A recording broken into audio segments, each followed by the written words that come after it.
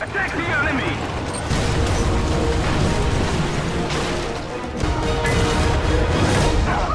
Victory is ours!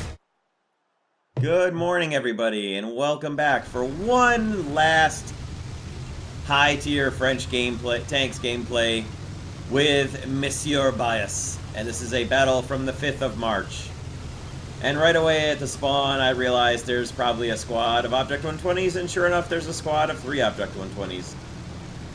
Now, I'm not mad about this by any means, because as I know they're going to drive right over to the sniper hill, and my intention is to storm the B point, probably by myself. That's actually not a bad thing for me. Having 3 Object 120s in Overwatch, well, watching over me, that's actually not bad. That gives me a bit more confidence to go charging at the B point as fast as I can, so just let them know. Please shoot straight there, fellas, while I storm ahead and take B for us here. So, as I'm flying on ahead in my beloved Monsieur Bias, absolutely one of the best tanks I've driven in War Thunder. Now, mind you, this was before the 1.77 patch went live. This is still 1.75. So this is the older version of Poland with the without the big rock wall that they added in up ahead of me here at the B point. So it doesn't really come into play. It just makes a slight difference for the Object 120 squad, but it doesn't really have any impact on this video. Anyway, as I get lined up in B, I'm watching to see if any teammates are coming. There's one heavy that towards the end starts making his way down here, but not fast enough for me to back out of the point for him. So I line myself up to immediately start driving away towards the center of the map as soon as I finish up the cap, and that is what I did here. My Cerbese is very mobile for a large, heavy type tank. Except, of course, in reverse, but I don't reverse in it too much. So come over here to set a little bit of an ambush up on this alley here. Take a peek over just to make sure what I hear is my friendly heavy coming. It is, and then speaking of heavies, there's a T-29 alongside the church. So wait, he doesn't see me. I get about the best possible shot I could get on a T-29 without getting a one-hit kill on him, which is to take out his entire turret crew. And then a lower front plate finishes off the last of his crew there, and there's a heavy knocked out. Take a look back at the expected passage place down there on the alley, and the IS-6 in front of us drives forward and takes a huge hit from something and immediately backs away. So if an IS-6 is backing away, it's something dangerous coming. I can hear it coming. I back up just to make sure he can't see me around the corner. He drives out just a little too far, and he takes a big old 120 right to the lower front of his hull and detonates his ammo. That was a textbook bait and ambush right there. It was very impromptu. Obviously it wasn't planned, but it worked out exactly like I hoped it would. And then I line up and get a snapshot off on an M41 driving down the road, but I hit the side of the church because I didn't have enough time to shoot at him. I was hoping to get a shot through the stone wall there, the fence that would have gone through, but I hit the church, which is not a penetratable building on this map. And that's okay. It's an M41. It's a little bit dangerous, but not that bad. The IS-6 that I saved, or helped at least, from the M103 takes out an Ontos in front of us. That is actually pretty dangerous for the Cerbese. And we held off for a second and looked to see where the M41 went. I marked him on the map, and then I'm going to press forward up towards hitting the side of the A-point guys from the enemy team here.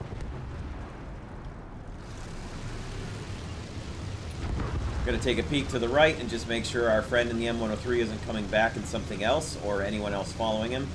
Didn't see anybody. And gun whip actually plays into my favor here as I stop and the gun starts swinging back to the left. I get a detonation on a T-114 that was also very dangerous and very, very close to me. So thankfully there, I caught him just a half second before he shot at me. And pressing over towards the A point, take a look in the usual suspected ambush spot here, don't see anything. And right as I'm getting up to the road here, I just started slowing down, and what do I see but the large, scary barrel of a Doom Turtle coming. And then what's behind the Doom Turtle? but another Doom Turtle. And my reload just wasn't quite fast enough. Tried a penetration shot on the cheek armor there, that didn't work. And then for my follow-up shot, tried a lower front plate. That didn't work either, so...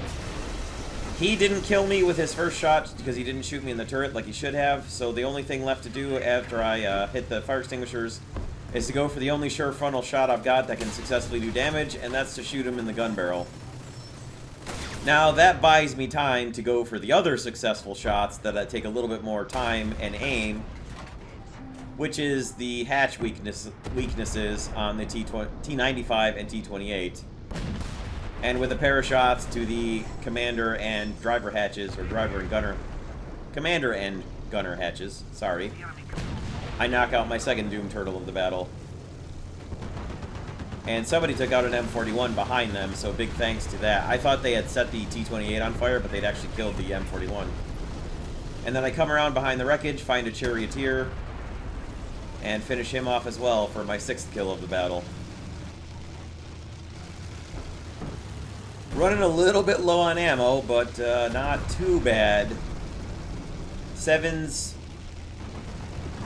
nearly a third of my ammo remaining. That's not too bad for Monsieur Bias this late in a battle.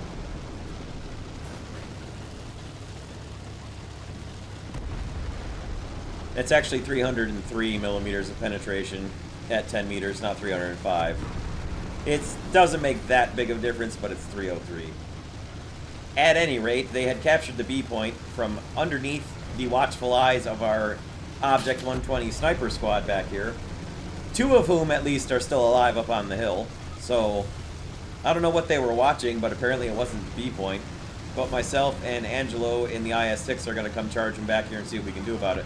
Now, I always expect enemy cappers to be over here to the left, which is why I completely didn't notice also the strafing throwing up dirt, but I didn't see the Object 10 or the M103 right there. Now, you could just see his gun barrel pointing out the bushes. Of course, I see him here as he's turning on looking at us, and the IS-6 gets a shot into him about a half a second before I got mine off, which was fine because he's taken out. But I did kind of laugh that the Object 120s missed an M103 driving. He could not have possibly not driven out in the open where they could have seen him, which I think is sort of funny, and I gave them a little bit of razzing about it.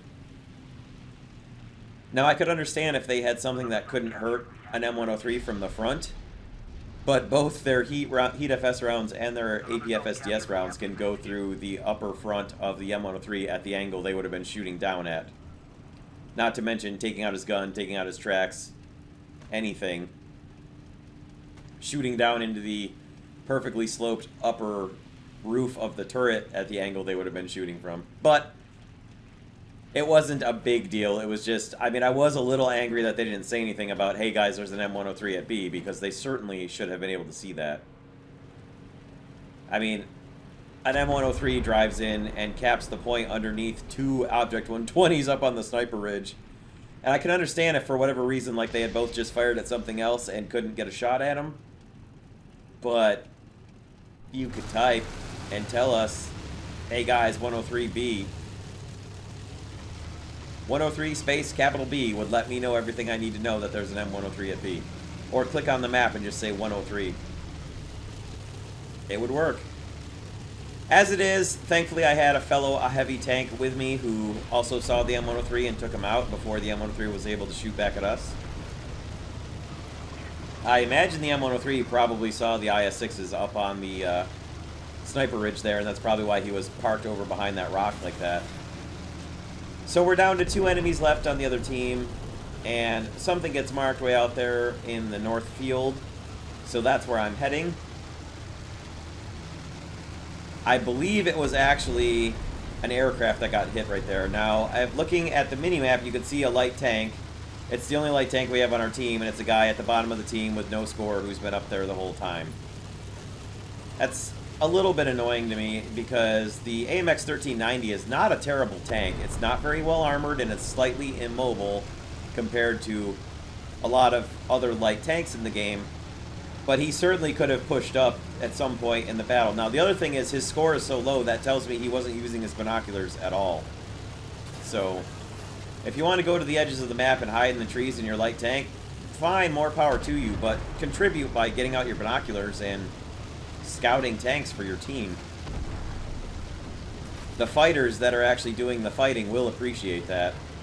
And you even get score when they damage it or kill it, so... If you feel like your tank isn't capable of doing damage or destroying enemy tanks, but you're a light tank, then go use your binoculars. You do what you can to help. Sitting back there, behind the barn in that tree line, that's not going to help. Anyway, small orange diatribe over. We're searching for the enemy team. Now, there's obviously an airplane up that's hostile, so we know there's one airplane at least, and there's one other unidentified vehicle somewhere. Could be an airplane, could be a tank. I figure if it's a tank, there's two logical places it could be at this late stage in the game. All the way to the north in the trees, or all the way to the south in the trees, besides in the spawns. But I can reasonably reach one of those places, and that is the northernmost part of the map, because I'd have to go all the way around the lake to get down to the south. So I'm gonna take a couple of pot shots at this airplane, hoping that my 120 reaches out and I get like a 6-mile kill because, well, Thunder Show.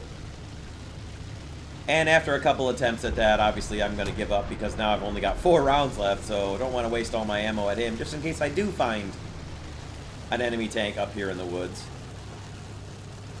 So I'm going to continue on north and see if I can find the dude that's up here. That's potentially doesn't exist, but as I can only for sure see one airplane, I have to assume that the other guy is a tank somewhere. He's got a decent amount of score, so he should have respawned in something.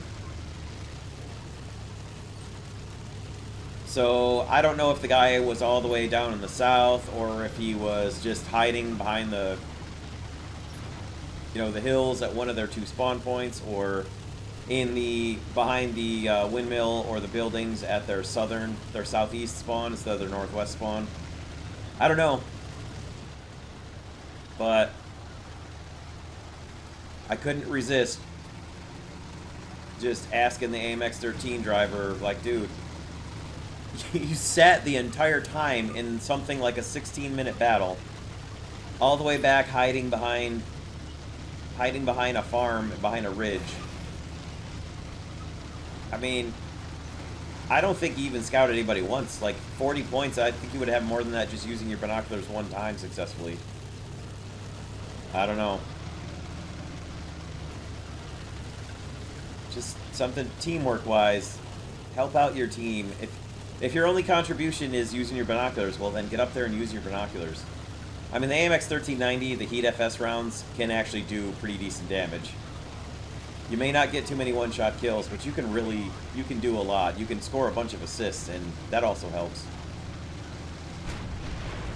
At any rate, the best part of this video, besides the 6 kills, the first place, the 2 caps, and no deaths, is the timing on this ending right here.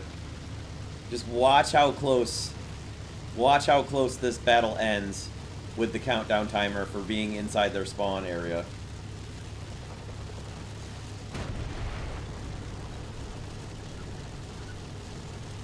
Okay, to be fair, it was 2 of them, not 3 of them, but still.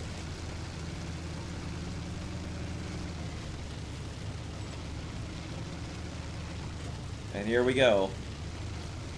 5 seconds. Watch how close.